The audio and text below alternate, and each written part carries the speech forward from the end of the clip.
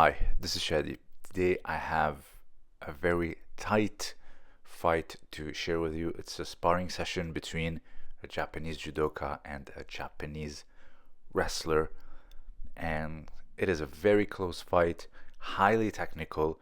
You can kind of see what they're trying to go for. I'll leave the full video or the channel below, and it is something very interesting. You can see how technical Greco-Roman wrestling is.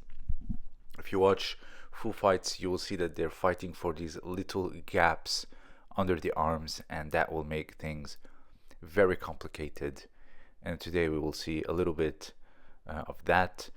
But before we do all of this, please don't forget to check out my book, a translation of the manuscript, The Origins and History of Judo, from 1903, available in French, English, modern Japanese.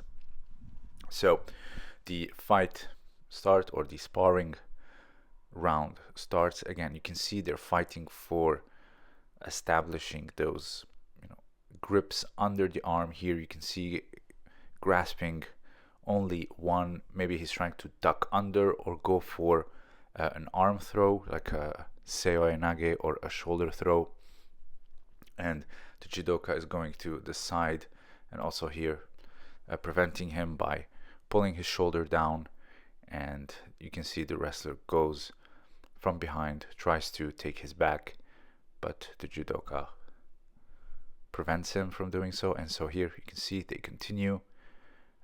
He's clearly trained in Greco, given how he's going for the hands. And so you can see here he has one arm, he's trying to duck under basically, or so here you can see that the judoka gets a snap, but I don't know why he didn't engage. It just reset. And so they continue underhook, and a lot of hand fighting involved. He gets a pinch headlock, which can be an opening to a lot of throws. Here he breaks it off, and they continue. Again, like I said, it's very tight. He finally gets to duck under and go over. He's now in a great position to gut wrench or take the back or lift for a back throw or a body lock takedown, I should say. And he has the head and the arm fully gripped, and the judoka is pushing on the leg or trying to prevent any type of pushing down. He turtles. Again, he's in a very bad spot. I would say the wrestler got the best of this round.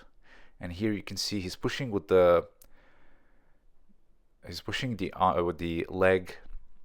So he tries to get this sankaku. You'll see him. He's trying to do it again.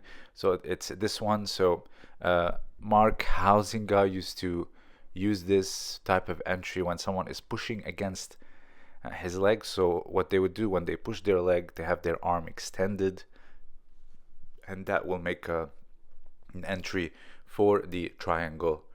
And from there he does like Nakamura. Here you can see it.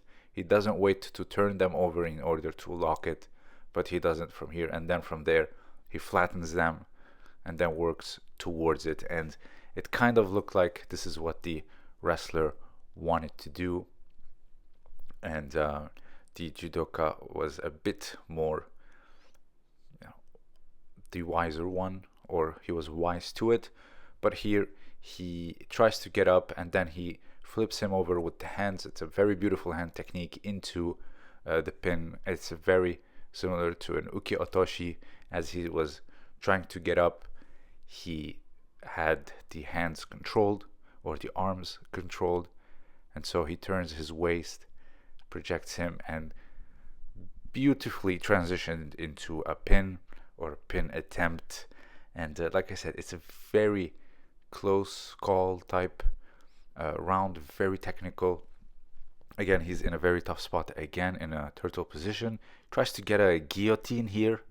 I don't know if there's a thing in wrestling where you can progress from this particular position, because from what I know, strangles are not a thing. And here you can see tries tries to lock another triangle from this position as he was trying to pass the legs. But here, this is what mainly a triangle looks like. But again, that's the wrestler doing them, so I found that very interesting. And he tried it from the turtle position, and here off his back. And so he gets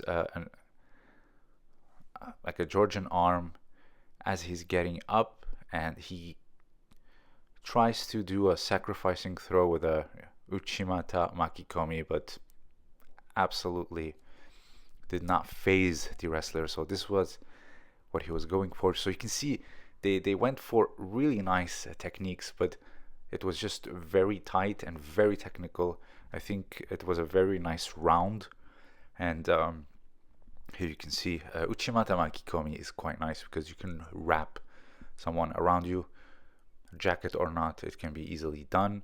And here again, he's in a tough spot once again, and he's trying to wrap the stomach.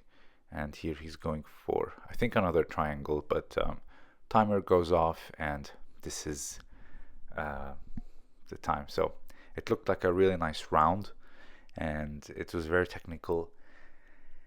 Not only that, in my town, actually, which is a few minutes of walking, not even 10 minutes of walking, I found out that they even have wrestling, Greco on Wednesday. The other, I think, is freestyle, and one day of open mat. So I myself might go for that particular experience as well. I think last time I went for Judo. You guys enjoyed it. I think going to train with wrestlers and do a little sparring session at the end, I think would be a very nice idea. But as you can see, Greco, if you watch full fights, I'm not talking about highlights, you can see it's very tight. They try to control that space that's under the arm, and they're always closing it in, and they really try to dig in. Those highlight throws that you see usually are from the parterre position, and that's where you get that big lift and then throw backwards. And but on the stand-up, it's far more technical. It's much more of a close fight. It's really detailed, and it's just very delicate, and it's very difficult at the same time. Hand fighting in Greco, I don't know much about freestyle, but the hand fighting in Greco, because they don't go for the legs, they're very upright, is a big battle. It's like grip fighting in Judo. If you don't have grip fighting, you cannot progress into throws. So if you have anything to add, let me know down below. Don't forget to check out the links as well. This was Shadi, and thank you for listening.